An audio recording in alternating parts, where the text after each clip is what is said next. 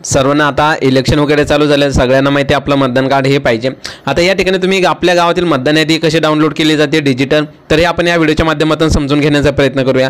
सगळ्या व्यक्ती आपल्या गावातील मतदान यादी ही काढणं जरुरी आहे। तर या ठिकाणी बघा मतदान यादी ही कशी काढली जाते। तर या ठिकाणी कोणी रॉयल मराठी यूट्यूब चॅनलवर कोणी नवीन असेल तर लवकर चॅनलला सबस्क्राइब करायला विसरू नका। आपण 2 मिनिटाच्या आतमध्ये मतदान यादी ही आपल्या गावातील डाउनलोड कशी केली जाते हे बघणार आहोत। चला सर्वप्रथम तुम्ही तुमच्या मोबाईलच्या सहाय्याने काढू शकता। तर या ठिकाणी सर्वप्रथम तुम्हाला याच्या तुमच्या क्रोम ब्राउझरवरती मोबाईलच्या क्रोम ब्राउझर आल्याच्या नंतरला या ठिकाणी तुम्हाला सर्च करायचं आहे। या ठिकाणी क्रोम ब्राउझर आल्याच्या नंतरला तुम्हाला अशा प्रकारचा इंटरफेस उघडेल। त्याच्यानंतरला ह्या तुम्हाला 3 रेषा दिसत आहे, या ठिकाणी याच्यावरती तुम्हाला क्लिक करायचं आहे आणि डेस्कटॉप साइट ही ऑन करायची आहे। ओके, छोट्याशा बॉक्सवर क्लिक केल्याच्या नंतरला तुम्हाला अशा प्रकारचा इंटरफेस हा मिळेल। तर याच्यानंतरला ह्या ठिकाणी तुम्हाला एक वेबसाईट ही टाकावं लागणार आहे। आता वेबसाईट कोणती आहे, तर या ठिकाणी तुम्हाला आपल्या डिस्क्रिप्शनच्या माध्यमातून वेबसाईट ही या ठिकाणी तुम्हाला भेटून जाईल। तर या ठिकाणी वोटर या ठिकाणी वेबसाईट आहे, याला क्लिक करायचं। क्लिक केल्याच्या नंतरला तुम्हाला हा नेक्स्टवाला अशा प्रकारचा हा इंटरफेस हा उघडला जाणार आहे। आता वेबसाईट तुम्हाला भेटून जाणार आहे। ठीक आहे, चला लॉग इन इंटरफेस हा दाखवला जाणार आहे। सगळ्यांनी व्यवस्थितरित्या बघा, लाईव्ह आपण या ठिकाणी बघणार आहे। आपल्या गावातील आपण यादी या ठिकाणी डाउनलोड करून दाखवणार आहे।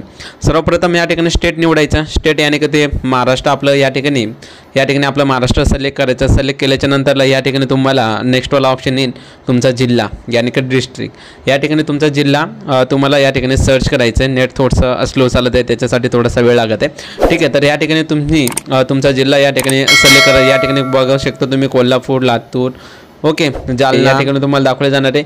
या ठिकाणी तुमचा जो मतदारसंघ आहे, आता या ठिकाणी जालन्यामध्ये मतदारसंघ आहे पडतूर, वालसंगी, जालना, भोकरदन। तर या ठिकाणी जो पण मतदारसंघ येतो तर या ठिकाणी मतदारसंघ हा या ठिकाणी निवडून घ्यायचा आहे। तर त्याच्यानंतरला या ठिकाणी 2 पद्धतीचे ऑप्शन तुम्हाला दाखवले जाणार आहे, इंग्रजी आणि त्याच्यानंतरला मराठी। जे तुम्हाला पाहिजे असेल तर या ठिकाणी तुम्ही सिलेक्ट करू शकता।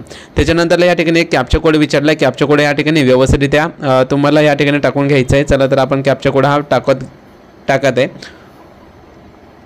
कॅप्चा कोड टाकल्याच्या नंतर लगेच ओके, कॅप्चा कोड टाकला त्याच्यानंतरला सर्च ऑप्शन येतं। आता या ठिकाणी तुमचं गावाचं नाव टाकायचं आहे। जसं की या ठिकाणी तुम्ही कोणत्याही या ठिकाणी गावाचं नाव टाकू शकता, ज्या गावाचे तुम्हाला या ठिकाणी यादी काढायची। तर या ठिकाणी आपण एक गावाचं नाव टाकून घेऊया।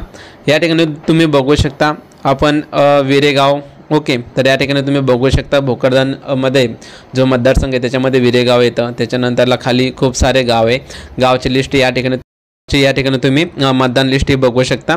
आपण एक्झाम्पल घेतलं तर या ठिकाणी जनरल इलेक्शन विधानसभा या ठिकाणी 2024 या ठिकाणी तुमच्या ज्या गावातील यादी आहे तर या ऑप्शनवर तुम्हाला क्लिक करायचं आहे। क्लिक केल्याच्या नंतरला तुमच्यासोबत एक PDF ओपन होईल। या ठिकाणी बघा आपण जी आपले जे PDF आहे तर या ठिकाणी डाउनलोड होते। तुम्हाला लाईव्ह या ठिकाणी आपण ओपन करून दाखवते PDF। चला तर या ठिकाणी जे आपल्या गावातील PDF आहे अशा रीतीने तुम्हाला ओपन होईल। त्याच्यानंतरला या ठिकाणी तुम्ही बघू शकता तुमच्या गावातील जे पण व्यक्ती त्यांचे नाव या ठिकाणी तुम्हाला दिसत आहे। तर अशा प्रकारे तुम्ही तुमच्या गावातील मतदान यादी ही तुमच्या मोबाईलच्या सहाय्याने डाउनलोड करू शकता। आणि अजून एक महत्त्वाची माहिती म्हणजे एखाद्या व्यक्तीचं कधी यादीमध्ये किंवा नाव सापडत नसेल, ठीक आहे, तर त्याच्यासाठी तुम्हाला एक वोटर हेल्पलाईन जे प्ले स्टोरवर ते ॲप्स आहे ते ॲप्स डाउनलोड करून घ्या। त्याच्यानंतरला त्या व्यक्तीचं नाव टाकायचं, त्याच्यानंतरला एज वगैरे टाकायची, लगेच त्याचं सगळे डिटेल किंवा कोणत्या वार्ड क्रमांकामध्ये सगळी माहिती तुम्हाला या ठिकाणी तुम्हाला भेटून जाईल। लवकरात लवकर सर्वांनी व्यवस्थितरित्या मतदान करा। त्याच्यानंतरला अशा प्रकारे तुमच्या गावातील यादी ही प्रत्येकाने डाउनलोड करून घ्या। चला तर या ठिकाणी